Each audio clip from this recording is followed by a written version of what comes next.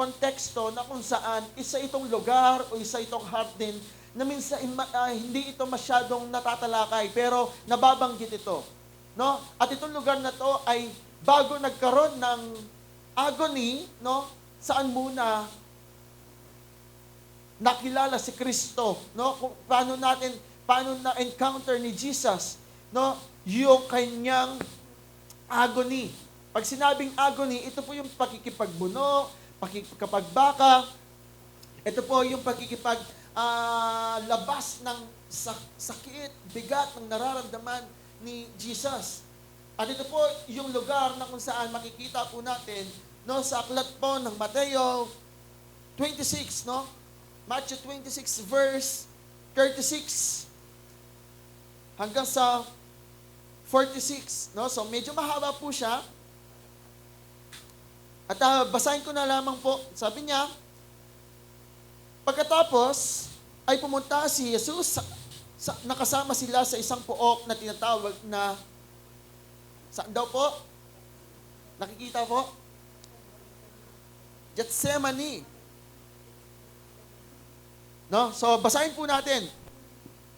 Pagkatapos pumunta si Jesus kasama ang mga taga-sunod niya sa lugar na kung tawagin ay Gethsemane. Pagdating nila roon, sinabi niya sa kanila, maupo muna kayo rito, pupunta ako sa bandang roon upang manalangin. Isinama niya si Pedro at ang dalawang anak ni Zebedee, nagsimulang mapagabag at maghinagpis ng lubos si Jesus. Ito po yung agony. No? So,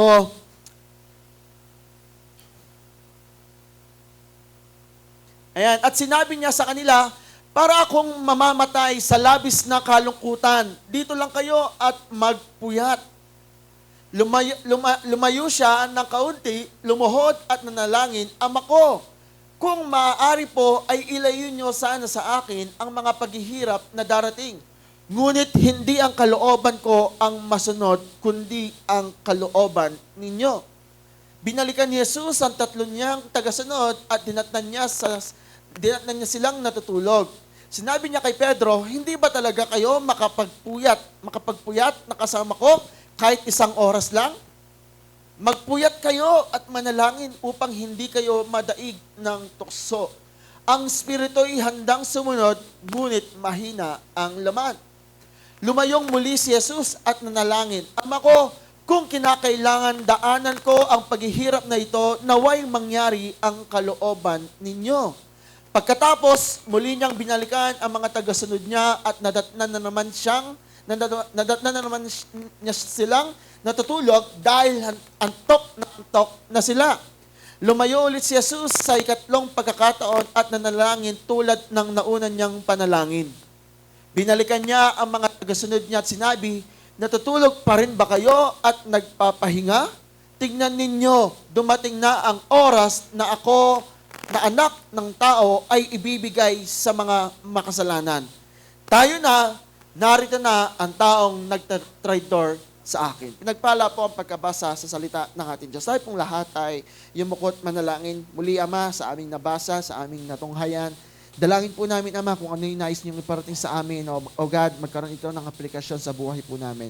Kaya samahan mo kami, Panginoon, bago po namin matunghayan, Panginoon, yung resurrection, Panginoon, matutunghayan muna po namin yung agony mo, Panginoon. Salamat, Panginoon, sa iyong mga salita na niniwala kami magkakaroon ito ng rema sa aming mga puso. Samahan mo ko, langisan mo ko, Panginoon, na sa ganun, O God, ano man ang aking may babahagi, sasamahan ako ng banal na Espiritu, magbibigay ito, O God, ng karunungan sa bawat isa. Salamat, Panginoon, sa iyong kapurihan, pasalamatan. In Jesus' name, Amen and Amen. Sige, palapakan po natin muli si Lord. Hallelujah. So, katulad po ng ating nabasa mga kapatid, may mga pagkakataon po sa buhay po natin na nami-miss out po natin yung mga ganitong mga kwento na kung saan ay napakahalaga ito, no? Kaya nga yung tema po natin ay, yung topic po natin ay pinamagatan kong The Garden of Gethsemane. No? So, ito, napapakinggan lang natin ito at di ako sure kung, di ba Sir Moy, nung nasa San Bartolome pa tayo, isa yung Gethsemane sa ating tribe. Di ba? At nung time po kasing yon ay binibigyan po namin ng word yung aming tribe para yung grupo po namin, grupo ng mga network leaders ko ay mabigyan ng, kumbaga, ano din po, na i-describe, na i-define din yung word na Gethsemane. Pero hindi lahat aware sa kung ano yung pangyayari o ano po ba yung sinasabi patungkol sa Gethsemane. No, akala ng iba, yung Gethsemane, it's just a place na kung saan doon lamang nanalangin si Jesus at doon lamang natulog, no, yung mga kanyang alagad. So, yun lang po yung pagkaka-define, yun lamang po yung pagkakaalam ng mga iilan. Pero yung mga iba ay, ito po yung karanasan o experience o yung agony na nangyari kay Kristo bago po siya naipako sa krus. So before the Calvary, there's a Gethsemane. No? Before yung resurrection, nagkaroon muna ng agony. At yun po sa Gethsemane. Before the Golgotha, no? Before the Calvary, there's an agony. So, sabihin po natin agony. No, kapag sinabing agony, ito po yung labis na bigatin, labis na pag-iyak. Kasi bakit? Mga kapatid, hindi yung bigat ng krus ang nagpabigat kay Kristo. Diba? Naalala po natin, pasan na pasan ni Kristo yung krus, pero hindi bigat yung usapan. No, hindi bigat ng krus, kundi, mga kapatid, pasan na niya. The moment na pumunta po siya sa Gethsemane, pasan na po niya yung bawat kasalanan po natin. Kasi bakit? Hindi naman niya ginusto, pero ito yung propesiya. Ito yung fulfillment ng ating Diyos na kailangan, di ba, may isang tao, no, na aako sa mga kasalanan nang dahil sa kanyang pag-ibig, nang dahil sa grasya ng ating Diyos. Kaya nga that moment, di ba, actually nung last Sunday, ay meron kaming isang taong nakausap at na-witness po ito ni J-Lo, na kung saan ay may nagdoktrina sa kanya na kung saan talagang hindi pinapatunayan na si Kristo ay tao lamang. Anak lang siya ni Maria sa Banal na Espiritu, pero hindi siya Diyos. Pero that time, mga kapatid, yung panahon yon, ito yung nami-miss out ng mga taong yon na nagkaroon na Jesus is a 100% God and He is also 100% man. So hindi natin pwedeng masabi na nagkatawang tao lang siya, tapos tao lang siya, hindi siya Panginoon. Hindi po, mga kapatid, no? Binabaliwala po natin yung pagka-Diyos ni Jesus, no, kung ganun po yung ating mindset. Pero ito yung pagpapakita, mga kapatid, na this time, si Jesus, nandun yung agony niya dahil ramdam niya yung bigat ng nararamdaman dahil sa kasalanan ng mga tao. Ramdam niya, no, na pasan niya. Hindi naman niya ginawa, hindi naman siya nagkasala, pero pasan na pasan niya ang kanyang mga kasalanan, ang ating mga kasalanan. Ganon yung bigatin, ganon yung iniiyak ni Jesus that time. Kasi bakit? Ito na yung papuntan na siya, no, sa fulfillment ng propesiya.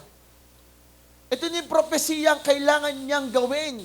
Kaya nga nandito siya para gawin, no, to fulfill the promise na magkakaroon ng pagliligtas.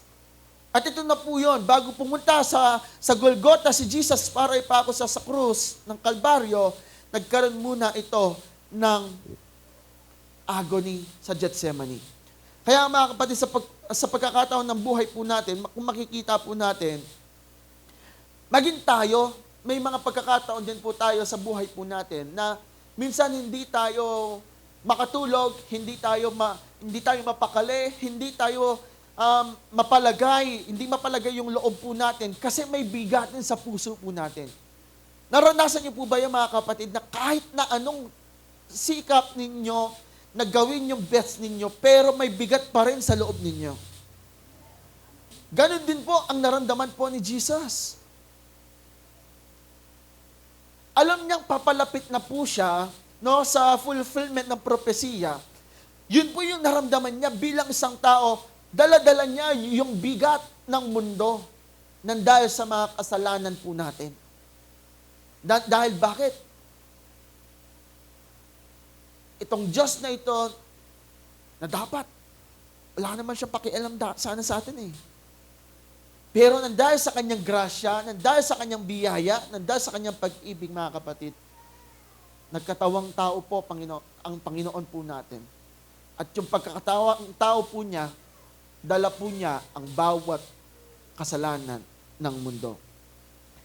Kaya nga kung titingnan po natin, ang naranasan po o yung agony po ni Jesus, ito isang desisyon na kung saan kahit alam niyang hindi naman ito yung dapat, pero pinili pa rin niyang sumunod kasi ito yung propesiya.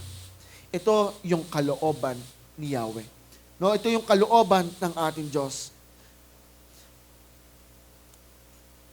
Naranasan ng bawat isa, tayo, lahat tayo, maging yung katabi mo, yung mga ganyong senaryo, yung mga gabing hindi makatulog, yung isip mo ng punong-puno ng mga kaguluhan, yung puso mo na pangangamba, no, yung puso mo, yung pakiramdam mo na bigat, yung pakiramdam mo. Mga kapatid, ano yung pinaka-option po natin? Ano yung pinaka-decision po natin? Ganun yung naramdaman po ni Jesus. Pero nakita dito na hindi siya sumuko. At gusto ko pong i-welcome kayo sa Garden of Gethsemane. Sabi po dito, ang garden po ng Gethsemane, it is a place na kung saan may gustong ipaunawa ang ating Diyos po sa atin. Paano ito makaka-apekto sa atin? Ano yung impact ng Gethsemane sa atin? Bago nagkaroon ng pagkapako, may hardin muna. Bago ang krus, nagkaroon muna ito ng masidhing pananalangin.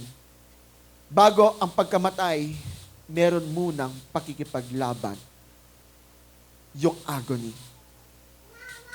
At dito natin makikita na hindi lamang paghihirap ni Jesus ang ating matutunghayan dito. Maging yung naging lagay ng kanyang puso. That moment na nasa Gethsemane po siya. Makikita po natin yung bigat at pagdurusa sa lalim ng kanyang pagsunod sa propesiya ng ating Diyos. Yung tibay at yung lawak ng pag-ibig ni Kristo sa bawat isa. Kung titingnan po natin, the Garden of Gethsemane, ay pinapakita yung bigat ng kanyang suffering.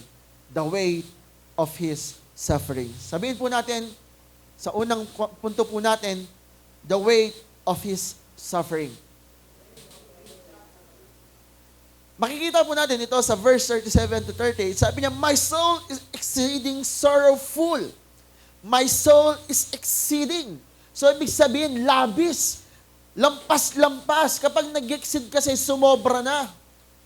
Ganun po yung agony na naramdaman po ni Jesus. Kaya nga sa verse 37, isinama niya si Pedro at ang dalawang anak ni Zebedee, nagsimulang mabagabag at maghinagpis ng lubos si Jesus. Lubos, exceedingly. Labis-labis. Lubos-lubos. At sinabi niya sa kanila, para akong mamamatay sa labis na kalungkutan, dito lang kayo at magpuyat. Imaginein mo yon, isang Kristo, isang Panginoon, ramdam niya yung bigat, yung labis-labis na paghihinagpis na para bang mamamatay po siya. And verse 39, sabi niya,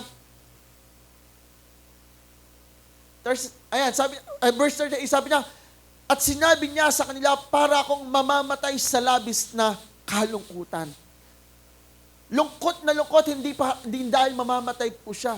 Nalungkot po siya dahil ramdam niya yung bigat ng kasalanan ng bawat isa. Nasa punto na po siya na gusto na niyang sumukop. Kaya nga nalungkot po siya. Lubos po yung kanyang naramdaman, kaya nagkaroon ng agony. Nagkaroon ng pakikipagbaka, nagkaroon ng pakikipagbuno. Kasi bakit? hindi na makontain yung bigat ng kasalanan po natin. Mga kapatid, kung titingnan po natin, si Jesus ay Panginoon na anak ng Diyos, bilang isang tao, nasaktan din po siya. Hindi mo masasabi na hindi alam ng Diyos yung pakiramdam mo, nararamdaman mo ngayon. Bakit, mga kapatid? Bagamat siya'y Diyos, pero inuban niya kanyang pagka-Diyos para lamang mapabilang siya sa mga tao. Kaya nga nagkaroon ng kasalanan. Kaya nga, ito yung mga kapatid na sinasabi ng mga ilan. Kaya nga daw hindi Panginoon si Jesus kasi nagkatawang tao. Kasi nagkatawang tao siya, dumaloy yung dugo ni Maria at Jose. Kasi sabi nila, si Jose daw at Maria ay makasalanan.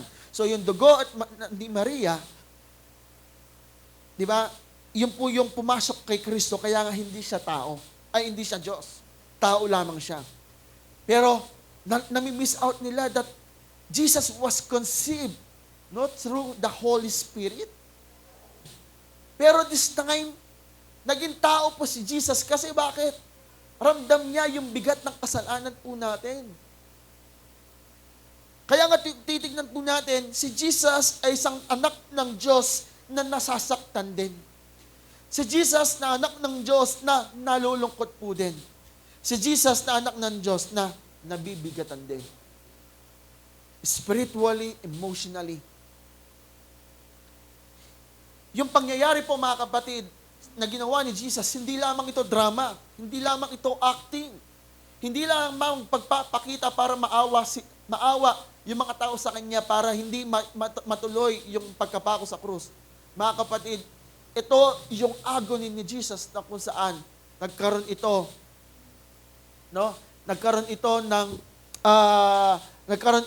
ng submission sa Kanyang Ama. Ang nakita po natin, parang ganun sa buhay po natin, minsan sa mga buhay po natin, may mga problema po tayo na hindi natin masabi kahit kanino. Dumating po ba sa punto ninyo na may problema kayo pero hindi nyo masabi kahit kanino? Gusto mong sabihin pero hindi mo mailabas. Nangyari na po ba yan sa buhay po natin? Kaya nga hindi tayo makatulog. Kaya nga wala tayong peace sa pagtulog po natin kasi nandun yung bigat. Alam nyo yung may nawalan kayong, may mayapang mahal sa buhay po ninyo tapos gusto nyong umiyak pero hindi nyo mailabas. Pero ang sakit, ganun yung ramdam ni Jesus. Pero hindi niya pinairal yung emosyon po niya. Ang pinairal niya, paano niya magagawa yung kalooban ng kanyang Ama. Yung bigat ng puso po natin, ramdam din yan ng ating Diyos. Yung lungkot na pinagdaanan mo o pinagdadaanan mo ngayon, pinagdaanan na rin ni Jesus. The moment napasan niya, hindi yung krus. Hindi pa niya pinasan yung krus, pero bigat na siya sa ating mga kasalanan. Kay Jesus, hindi lamang problema yan.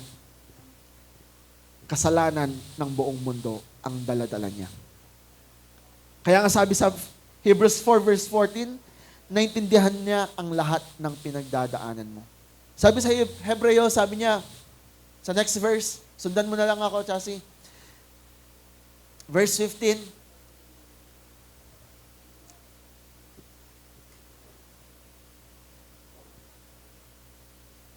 nadarama rin ng ating punong pari ang lahat ng kahinaan natin. Kaya nga hindi mo pwedeng masabi na hindi ka naramdaman ng Diyos, hindi mo pwedeng masabi na hindi ka nakikita ng Diyos. Kaya hindi mo pwedeng sabihin na walang pakialam ang Diyos sa iyo. Kasi bakit? Bago mo pa naramdaman yan, naramdaman ka na niya. Yung bigat ng kasalanan mo, hindi lamang ng iilan, kundi yung buong mundo. Kaya mga kapatid, kung titignan po natin, yung estado ni Jesus, ni Jesus that time, nandun yung pagod, broken-hearted siya. Nandun yung mga silent battles po niya. Ganon din po tayo. May mga problema po tayo, may mga silent battles po tayo. May mga brokenness po sa buhay po natin, sa puso po natin. na minsan hindi natin makontain. Kahit na hindi mo na makontain, ang hirap nating ilabas. Ganun na ganun ang naramdaman po ni Jesus. Kaya anong ginawa po niya? Nanalangin po siya. Kaya nga, Gethsemane, the Garden of Gethsemane, is a place of submission of the Son. Pinapakita dito na hindi lamang pag-iyak yung nang ginawa niya dito, kundi yung pagsuko o pag-submit o pagpapailalim ng ating Diyos. Bilang isang anak ng Diyos, nagpaisailalim po siya sa kalooban, the will of His Father. Next slide. Nasa slide yan, kasi sunod-sunod yan. The submission of the Son, sabi niya sa verse 39, not as I will, but as thou will. Sabi niya dito sa KJV version. No? Sabi niya, hindi ang kalooban ko, kundi masunod nawa ang iyong kalooban. Ito yung pinakamalalim na panalangin sa Bible na ang hirap gawin ng mga tao ngayon. Hindi niya sinabi, Lord, alisin mo ito agad. Balikan po natin yung verse 39. Sabi niya, lumayo siya ng kaunti, lumuhod at nanalangin. Ama ko, kung maaari po'y ilayo niyo sana sa akin ang mga paghihirap na darating. So, nandun yung bigat. Makisabi rugo. Nakikiusap siya sa kanyang ama na, Ama ko, kung maaari po, nung pwede mo po, kung pwede lang, alisin niyo po sa akin yung bigat ng nararamdaman ko ngayon. Kaya lang mga kapatid, hindi niya sinabi na, Ama ko, ayoko na, suko na ako. Hindi niya sinabi yon. Bagamat hindi na niya kinakaya, pero ito yung sinabi niya, kung maaari lang sana sa akin ang mga paghihirap na darating, ngunit hindi ang kalooban ko ang masunod, kundi ang kalooban ninyo. Kaya nga mga kapatid, sa buhay po natin, may mga pagkakataon na kahit na maisuko po natin yung mga paghihirap po natin kay Kristo, pero ito yung nakakalungkot na nangyari. Ama, Lord, ito yung buhay ko, pero magsiserve ako, kaya lang may mga reservations. Yung maglilingkod ka, magsiserve ka kay Lord, Lord, pwedeng alisin mo ito, pero magtira ka. Parang ganon. Pero kay Lord, sinabi niya, Ama ko, kung maaari po, ilayo niyo ito sana sa akin, ang mga paghihirap na darating. Ngunit, hindi ang kalooban ko ang masunod, kundi ang kalooban niya. Kalooban ninyo. Mahirap yung mga pinagdadaanan. Nasa punto na po ni Jesus, yung gusto niya nang mag-surrender, magsumuko. Pero, hindi siya sumuko. Hindi siya umatras sa laban. Hindi siya nagtago. Bagkus, sinabi niya, let your will be done.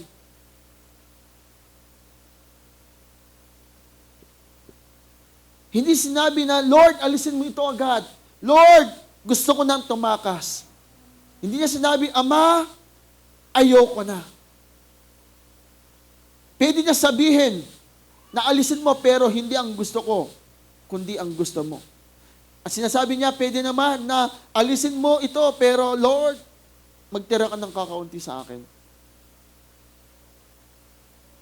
Yun po yung sinasabi ng ating Diyos.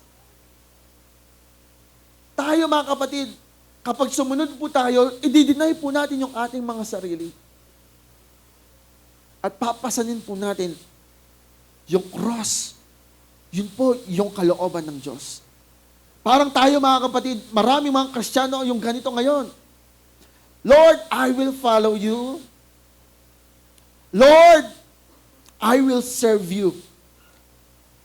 Kaya lang, pag may oras lang. Lord, aawit ako. Pag komportable lang.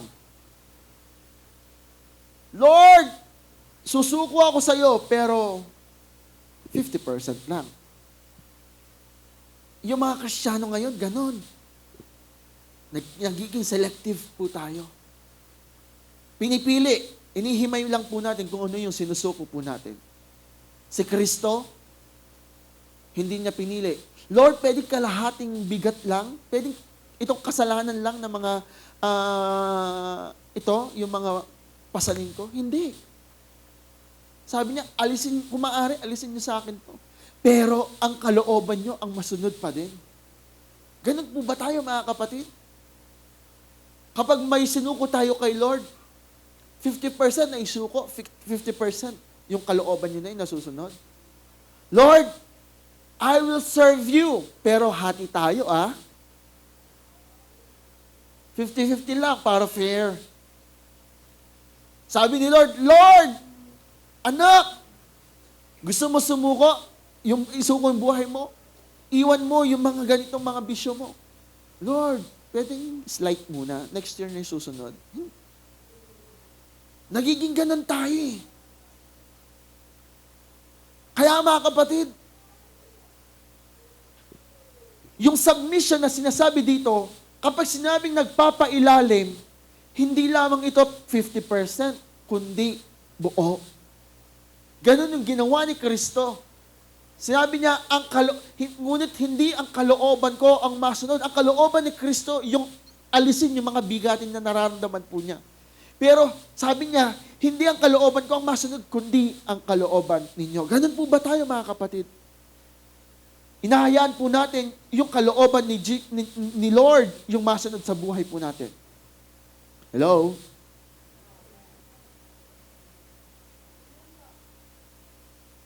Ang tunay na pagsunod, lahat binibigay sa kalooban ng Diyos. Ang tunay na pagsunod, inaamin kahit mahirap yung sitwasyon, ang Diyos pa rin ang mangunguna sa Kanya. Ito po yung real talk na nangyayari po sa atin. Pero, aminin man o hindi, nangyayari ito sa kasalukuyan. Ang daming mga Kristiyano na makikita mo na talagang totally surrendered sila sa church. All their hallelujahs, all their worship, all their talents are being used for the glory of God. Pero paglabas sa church, yung kalooban pa rin ng karinang sarili ang nasusunod.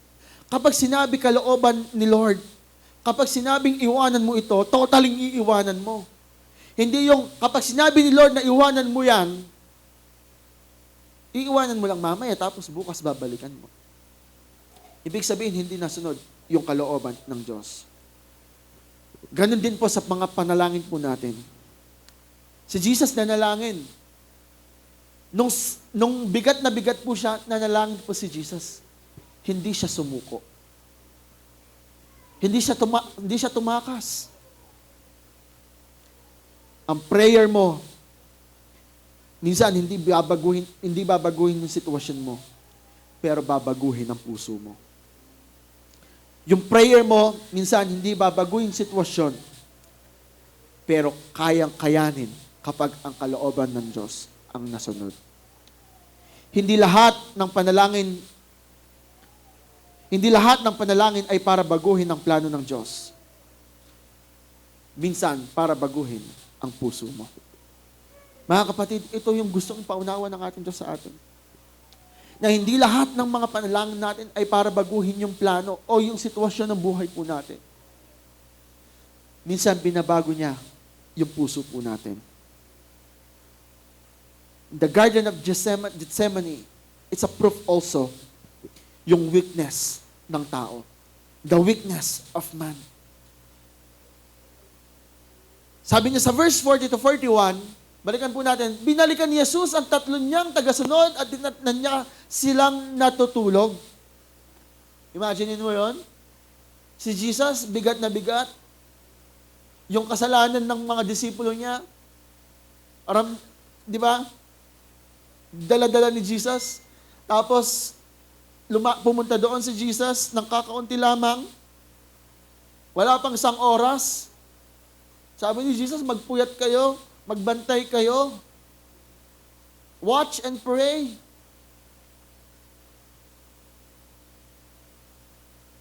Habang nananalangin si Jesus, ano nangyari? Napasarap ng tulog. Parang ganito lang yan. Habang nagpe-preach si pastor, tignan mo yung katabi mo. Diba? Praise God. Walang tulog dito. Hallelujah! Sige, palakpakan po natin si Lord. Amen. So sabi niya dito, binalikan ni Jesus ang tatlong niyang tagasunod at tinatnan niya silang natutulog. Sinabi niya kay Pedro, hindi ba talaga kayo makapagpuyat na kasama ko kahit isang oras man lang? Sinasabi sa atin, hindi man lang ba kayo makakapakinig? Hindi lamang ba kayo makakapagpuri ng ilang oras man lang? Nagsasalita si pastor, pero tulog kayo.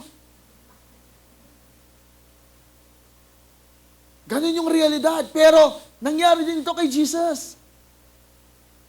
Sino dito yung nag-opening prayer pa lang, tulog na sila? Ay, wala nga amen, syempre. Di ba? Wala nga amen. O kapag benediction. Di ba? So, pero dito mga kapatid, nag-pray si Jesus. Tapos bumalik siya. Sabi niya, hindi ba talaga kayo makapagpuyat na kasama ko kahit isang oras man lang? Magpuyat kayo at manalangin upang hindi kayo madaig ng tukso. Ang espiritu'y handang sumunod, ngunit mahina ang laman. Ganito tayo minsan mga kapatid. Handa tayong sumukok. The moment na na-on fire tayo, the moment na tinanggap po natin si Jesus, nandun yung fire, nandun yung pagsunod, nandun yung talagang ibibigay mo yung oras mo. Pero, kapag dumating na yung pagsubok, kapag dumating na yung silent moment ng buhay po natin, na out of focus po tayo, nakakatulog po tayo. Hindi literal na nakakatulog, ibig sabihin, nawawala po tayo sa mismong rason kung bakit tayo nandoon. Ang bilin po ni Jesus, magbantay kayo at manalangin. Pero ano nangyari? Nagbantay sila. Di ko alam kung nanalangin sila. Pero nagbantay nga sila. Yun nga lang, nakatulog. Same goes with our spiritual life, mga kapatid. God reminding us na tayo magbantay at manalangin. Pero nakakalimutan nating manalangin. At ito'y nakakatakot. Nakakalimot tayong magbantay. Kaya madali tayong pasukan ng tukso, ng panghina, ng panlalamig. The Garden of Gethsemane, it's an evidence that man, yung flesh ng tao ay mahina. Parang tayo mga kapatid, ang bilis natin mag-amen, ang bilis natin mag-hallelujah dito sa loob ng church. Pero ang hirap mag-pray sa bahay. Ang lakas sa Sunday, mahina naman kinabukasan. On fire ng Sunday, the whole week, corrupted naman yung kanilang isip. Hindi dahil nagpabaya ka, kundi tinulugan mo yung tunay na purpose kung bakit ka nandyan sa sitwasyon mo. Bigat na bigat ka, may problema ka. Pero, tinakasan mo. Sabi dito, the spirit is willing, but the flesh is weak. Ang espiritu ay handang sumunod, ngunit mahina ang laman. Totoo po yan, mga kapatid. Kung gusto mong maging tapat sa ating Diyos, ibigay po natin sa kalooban ng ating Diyos. Maging mapagbantay po tayo. Sabihin po natin, maging mapagbantay po tayo. Gusto mong maging tapat, gusto mong maging faithful sa Diyos, pero nadatapa ka, napapagod ka, bumibigay ka. Hindi sapat ang good intentions. Hindi sapat yung emotional ka lang, no? Hindi sapat yung church attendance. Hindi sapat yung galing mo sa paglilingkod. Kailangan mong maging mapagbantay at manalangin. Sabi sa Bible, di ba, sa John 10, ang kalaban ay nakaparito para nakawin. Huwag mong hayaan yung relasyon mo sa Diyos nakawin. Huwag mong hayaan yung talento mo nakawin ng Diyos. Huwag mong hayaan na yung pananampalataya mo nakawin ng kalaban. Maging mapagbantay po tayo. Magpuyat po tayo sa pananalangin. Kaya nga may mga don't watch, no? Sa ngayon, wala pa po tayo mga don't watch. Pero nangyayari po yan. May mga overnight prayer. Hindi ka matatalo dahil mahina ka. Matatalo ka kapag hindi ka nananalangin. Matatalo ka kasi hindi ka nagbabantay. The Garden of Gethsemane proves that the love of God that did was not back down. So ano po ba yung sinabi dito? The love that did not back down. Hindi sumuko. Yung paghihirap, yung bigat na ramdaman ni Jesus, hindi niya ito tinakasan. Ganun tayo minsan. Ganun yung mga iilan.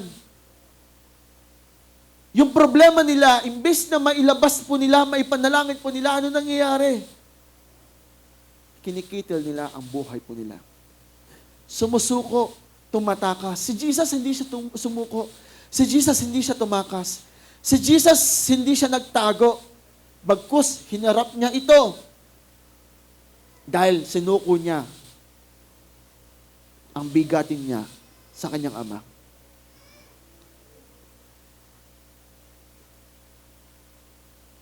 Kung tayo yon, tatakbo ka ba? Tatakas ka ba? Iiwas ka ba? O magtatago ka ba? Mga kapatid, pinapakita dito ng ating Diyos. The Garden of Gethsemane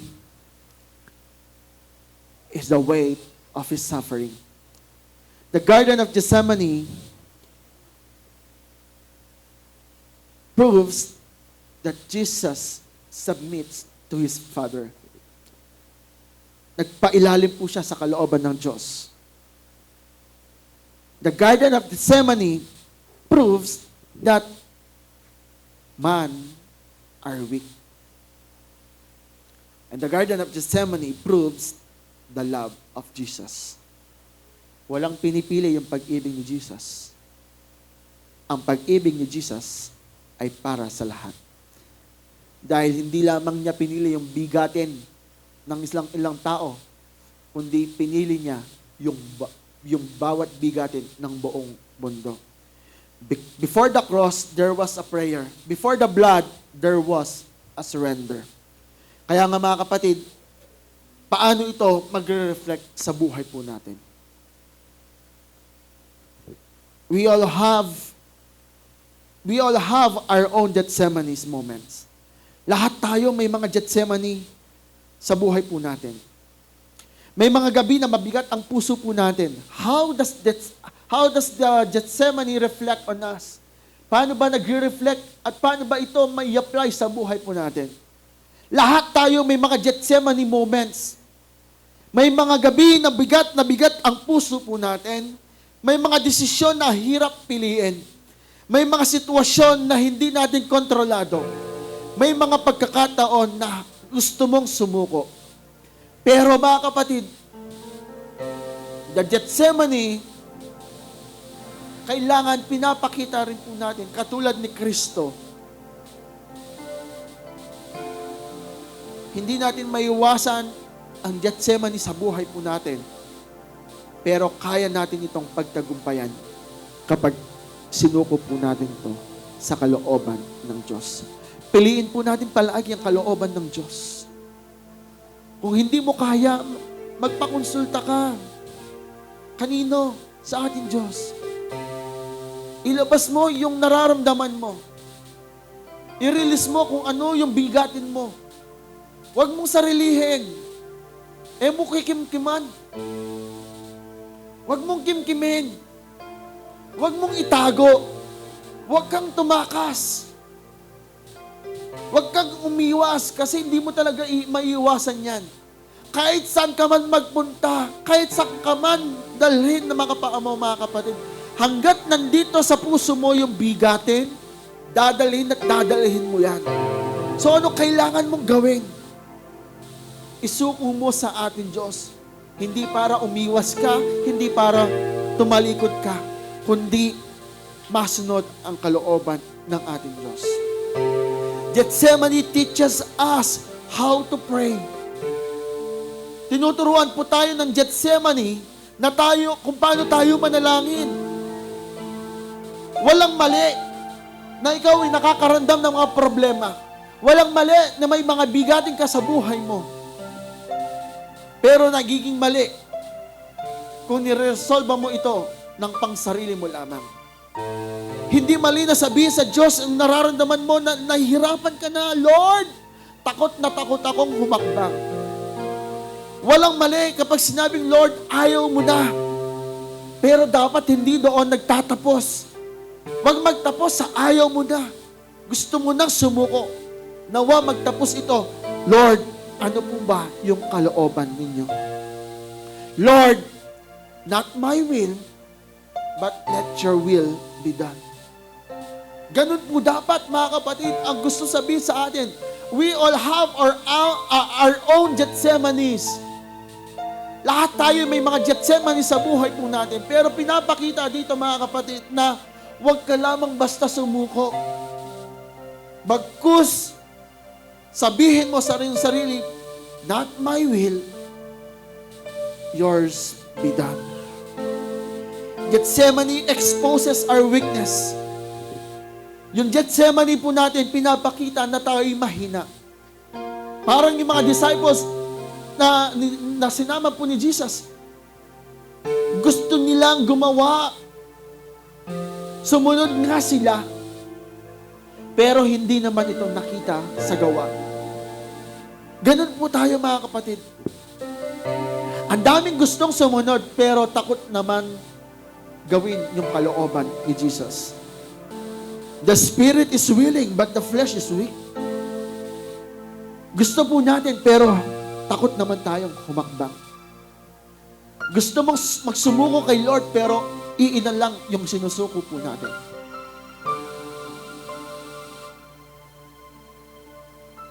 Hindi sapat, hindi enough yung fire lamang. Hindi enough yung desire lamang. Kailangan may dependence kay Lord. Kailangan may actions. Kapag sinabi ni Lord na magbantay ka, magbantay ka. Mag-focus ka. Kapag sinabi ni Lord na manalangin ka, manalangin po tayo. Kapag sinabi ni Lord na magpuyat ka sa pananalangin, gawin po natin yon. And lastly, Gethsemane proves how much Jesus loves us. Pinapakita dito yung mga Gethsemane proves how much Jesus loves us. Ito ang pinakamahalaga. Pwede siyang umatras, pwede siyang umiwas, pwede siyang magtago sa mga huhuli sa Kanya. Pero hindi niya ito ginawa. Bakit? Kasi mahal Kanya. Kapag tumakas po siya, mananatili tayong makasalanan. Kapag nagtago po siya, hindi niya maaako yung mga pagkakasala ng mundo. Kapag sumuko po siya, hanggang ngayon, nananatili tayong lugmok sa kasalanan. Pero, hindi siya sumuko. Yung bigat na naramdaman po niya, dinala niya ito hanggang sa Kalbaryo. Gethsemane for Jesus is an agony. Gethsemane for Jesus, it's a surrender. Gethsemane for Jesus, it's a decision. For man, tayo, may mga Gethsemanes din po tayo. Yung struggles po natin, yung paghihirap po natin, hirap kang manalangin, tinatamad kang manalangin, at ito rin po, takot kang sumunod. Mga kapatid, lahat tayo may mga Gethsemane sa buhay po natin. Pero ito yung iiwan ko po sa inyo. Last slide. Kapag may Gethsemane ka, manalangin po tayo.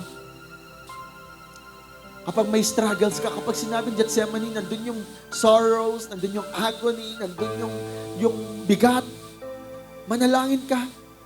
Kapag nahihirapan ka, piliin mo pa rin sumunod. Kapag gusto mo nang umatras, alalahanin mo kung anong ginawa ni Jesus. Hindi siya umatras, hindi siya nagtago, hindi siya umiwas. Sinuko niya yung nararamdaman niya, pero pinili pa rin masunod ang kalooban ng ating Diyos. Mga kapatid, ano po ba yung mga Gethsemanes po natin ngayon? What are your Gethsemanes? Struggles? Sickness? Kawalan ng financial? Kakulangan sa financial? Manalangin ka.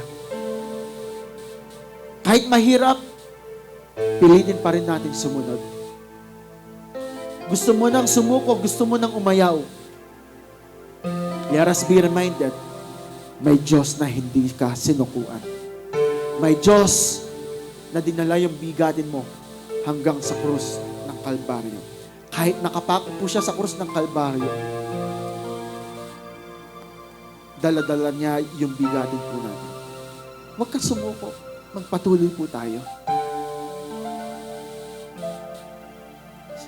Si Jesus, ano nangyari sa kanya?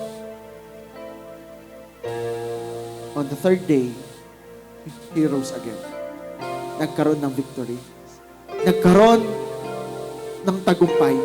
At ganun din sa buhay po natin. May mga Gethsemanes ka man sa buhay mo. Mga kapatid, matuto ka sumunod, matuto kang mag-antay, matuto kang humakbang. Kasi bakit? Pagkatapos niyan, may tagumpay ka. May tagumpay kay Jesus. Sabihin mo sa iyong katabi, may tagumpay kay Jesus. Sabihin mo rin sa iyong sarili, pagtatagumpayan ako ng Diyos. Kaya yumugog po tayo mga kapatid.